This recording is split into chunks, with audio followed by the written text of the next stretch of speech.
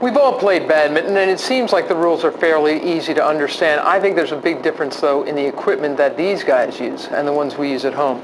This is a typical racket that you can buy, and it all comes as part of a set. You get the net, you get a couple of rackets, you get some birdies, right? And this is an okay racket, but compare it with this one.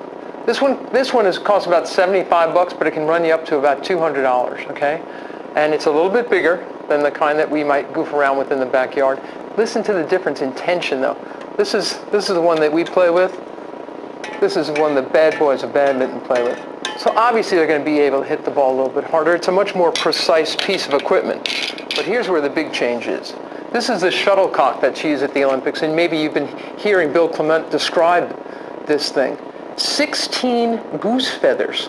I mean, this is a beautiful piece of equipment, but it's fragile, but it's also very strong. All from the left side of the goose. I'm not making this up. So that the contours of the feathers are all the same, and it gives a uniform ride. This thing can go up to 200 miles an hour. You cannot tell me that the birdie we use at home, this thing, you can lean on this as hard as you want. This thing isn't going 200 miles an hour. It's not. And even though it doesn't look sophisticated, it has a tree-seeking device implanted in it somewhere. I don't know where, but I've played a lot of badminton with my kids. By the 7th shot, this thing's up in the tree, okay? So then what does your kid do? She says, Mommy, I'll get it down. Throws a racket up in the tree. Now your racket's up in the tree. She says, don't worry, I'll get that down. So now your kid goes into the garage and goes and gets the red rubber ball, which should come as standard equipment in any kind of backyard badminton set. Throws that in, that immediately gets impaled. So she goes to get something else to get to get one of these things down, okay? Now there are kids from all over the neighborhood that have come into your backyard, and they're emptying out your garage, throwing stuff at your tree, all right? You realize suddenly you own 18 basketballs. You've got 9 footballs, okay? There's softballs flying through the air. The tree is now groaning with children and equipment, all right? Someone's turned on the hose. Badminton is a water sport. They're trying to get this thing down with a hose. And somehow mothers from all over the neighborhood hear that badminton is being played at Mary's house. They're dropping off their kids. They know it's an all-day affair. They know it's going to involve 17 other sports. They're dropping off their kids. They're leaving skid marks, okay?